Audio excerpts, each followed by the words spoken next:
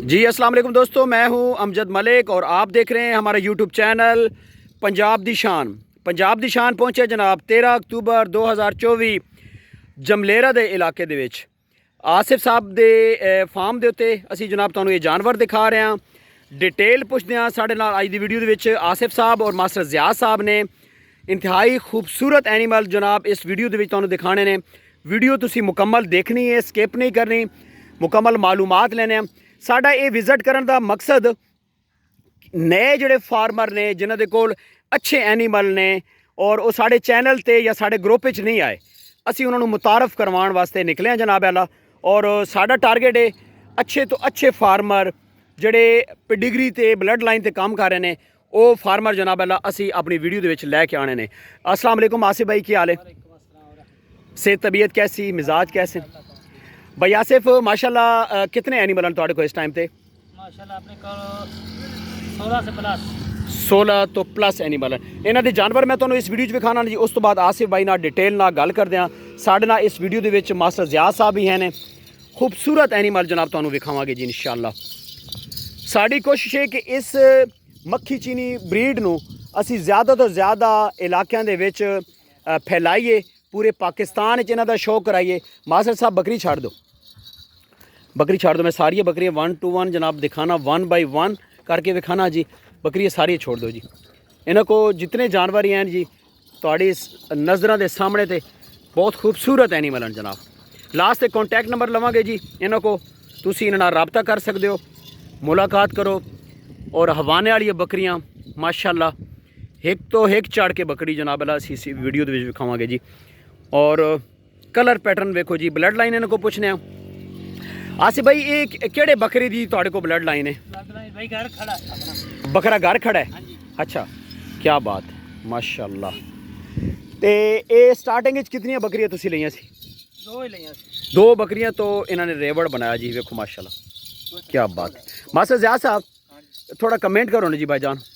जी आसिफ भाई दोस्त हैं जी। अच्छा, तकरीबन जो तो बकरियां का शौक असी कीता है ते इकट्ठा ही शौक है साडा। पुराने माशाल्लाह एक्सपर्ट फार्मर हैं।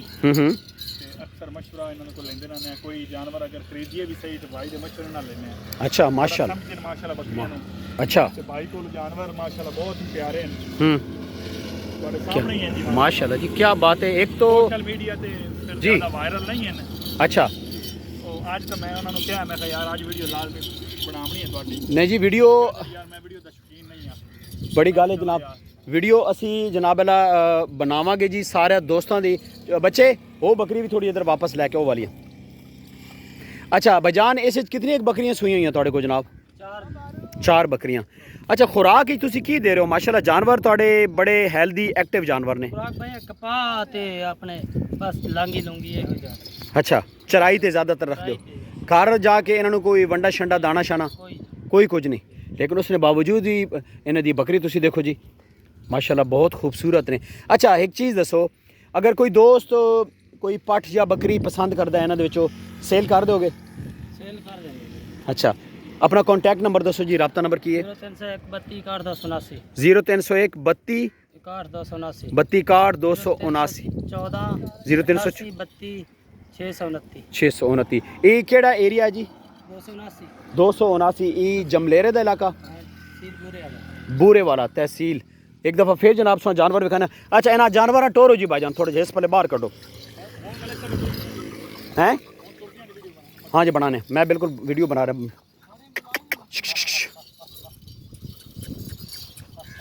क्या बात है जनाब, शौक जड़ा सानू इतने दूरों खिंच के ले आना। और साड़ा मकसद सिर्फ और सिर्फ पाकिस्तान दे विच इस शौक नू वधाना जी।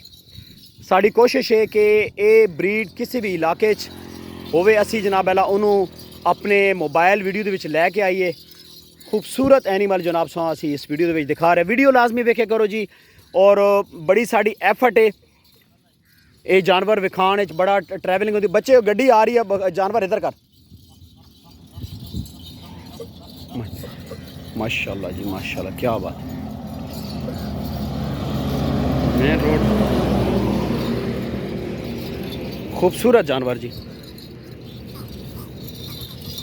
कलर वेखो जी, खूबसूरती दिल करता है बकरियां चल रही रहन तो असीं इन्हां दी वीडियो बनाते रहिए। मास्टर इजाज़ साहब बेसिकली साडा यही मकसद है जी कि ਜਿਹੜੇ शौकीन दोस्त जानवर रख के बैठे ने ਉਹਨਾਂ ਨੂੰ ਅਸੀਂ ਆਪਣੇ ਇਸ ਪਲੇਟਫਾਰਮ ਤੇ ਲਿਆਈਏ, ਸੋਸ਼ਲ ਮੀਡੀਆ ਦੇ ਪਲੇਟਫਾਰਮ ਦੇ ਉੱਤੇ ਲੈ ਕੇ ਆਈਏ, ਕਿਉਂਕਿ ਇਹ ਬਹੁਤ ਬੜਾ ਪਲੇਟਫਾਰਮ ਹੈ। ਇਸ ਨੇ ਉੱਤੇ ਜਨਾਬ ਅੱਲਾ ਤੁਸੀਂ ਆਪਣਾ ਸ਼ੌਕ ਦਿਖਾਓ। ਕੀ ਬਾਤ, आउट क्लास। आगे चलाओ चलाओ जी चलाओ।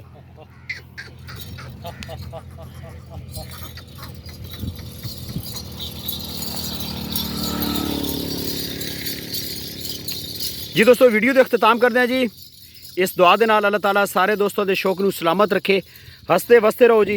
वीडियो अच्छी लगे लाइक शेयर ज़रूर करना और कमेंट करके दसना जी आज दी वीडियो क्यों जी लगी।